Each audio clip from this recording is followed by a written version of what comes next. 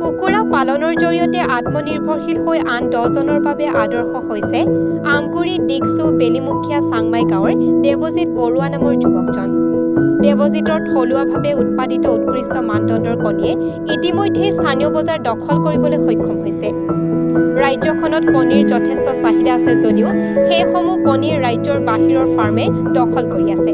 তেনে সময়তে উৎকৃষ্ট মানদণ্ডৰ সতেজ কণী সুলভ মূল্যত দিব পৰাকৈ নামদং নামেৰে এখন লেয়াৰৰ ফাৰ্ম খুলি স্থানীয় বজাৰ দখল কৰিবলৈ সক্ষম হৈছে দেৱজিৎ বৰুৱা নামৰ এই যুৱকজনে। দেৱজিৎ বৰুৱাৰ বৰ্তমান আছে 1000 কুকুৰা আৰু ইয়াৰ জৰিয়তে প্ৰতিদিনে উৎপাদন কৰি আছে প্ৰায় 900 কণী। আগন্তুক দিনত আৰু অধিক কুকুৰা পালনৰ সপোন দেখিছে দেৱজিৎ বৰুৱাই। কণীৰ অস্বাভাৱিক মূল্য বৃদ্ধিৰ সময়ত এনেদৰে থলুৱাভাৱে উৎকৃষ্ট আৰু সতেজ কণী উৎপাদন কৰি স্থানীয় গ্ৰাহকক সকাহ দিয়াৰ লগতে আত্মনিৰ্ভৰশীলতাৰ সুন্দৰ উদাহৰণ দাঙি ধৰিছে দেৱজিৎ বৰুৱা নামৰ এই যুৱকজনে।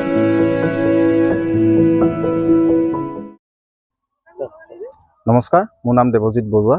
মই শিৱসাগৰ জিলাৰ বেলিমুখীয়া চাংমাই গাঁৱৰ নিবাসী।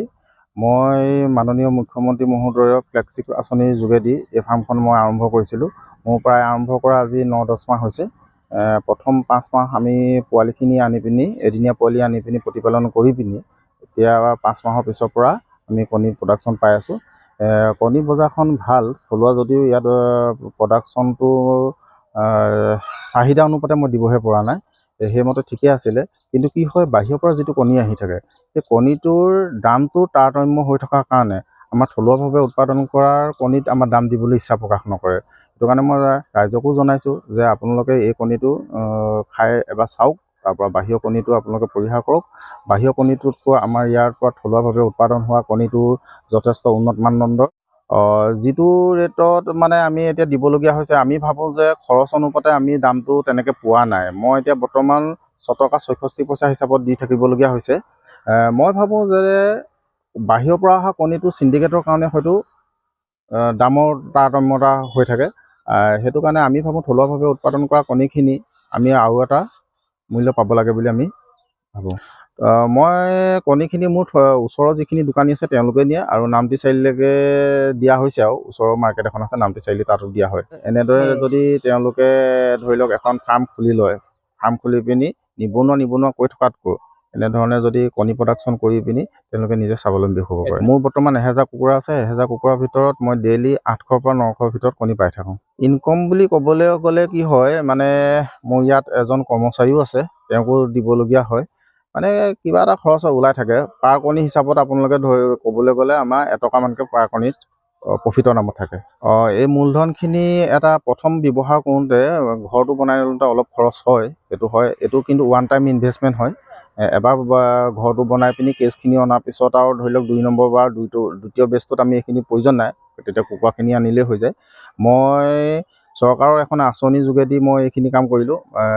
মুখ্যমন্ত্ৰী ফ্লেগশ্বিপ আঁচনি বুলি এখন আঁচনি ওলাইছিলে, তাৰ যোগেদি 50% ৰাজ সাহাৰ্য দিছিলে আৰু সেই আঁচনিৰ যোগেদি মই এই প্ৰজেক্টটো আৰম্ভ কৰিছিলোঁ। মই কুকুৰা পোৱালিটো আনিছিলোঁ কেলকাতাৰ পৰা। আপোনাৰ কণী পাৰোঁতে আপোনাৰ 4.5 মাহৰ 5 মাহ আমি তেওঁলোকক সৰুৰ পৰা তুলিব লাগে।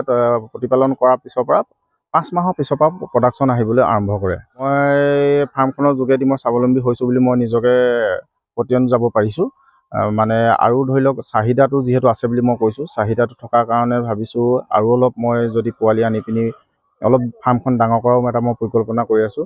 যদি চৰকাৰৰ পৰা তেনেকৈ সুবিধা পোৱা যায় তেতিয়া মই আকৌ পুনৰ ফাৰ্মখন আৰু অলপ বহল কৰি ল'ম বুলি মই মনতে ভাবি আছোঁ।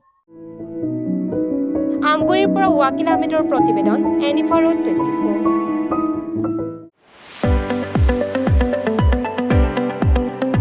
ৰঙাপাৰাবাসীৰ বাবে সুখবৰ।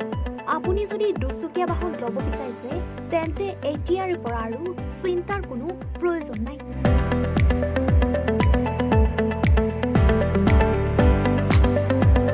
আপুনিও আহিব পাৰে DBP এছ'চিয়েটলৈ, বাজাজ টু হুইলাৰ ডিলাৰ।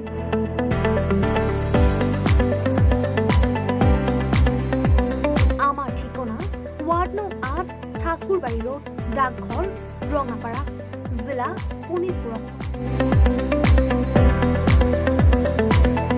আমাৰ যোগাযোগৰ নম্বৰ 9435707 133।